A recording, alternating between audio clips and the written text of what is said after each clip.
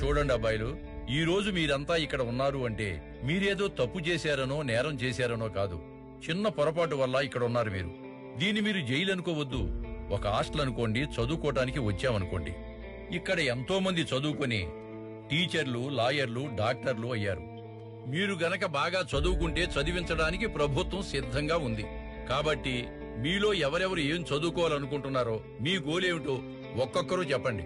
Sir, నా పేరు Kumar sir. నేను లాయర్ అవ్వాలనుకుంటున్నాను. గుడ్. కోర్టులో న్యాయం కోసం పోరాడగలిగితే నువ్వు జడ్జి కూడా కాగలవు. అర్థమైందా నాన్న? కూర్చో. సార్, నా పేరు శ్రావణ్ సార్. నేను పోలీస్ అవ్వాలనుకుంటున్నాను. పోలీస్ అవ్వాలంటే 10th క్లాస్ చాలు నాన్న.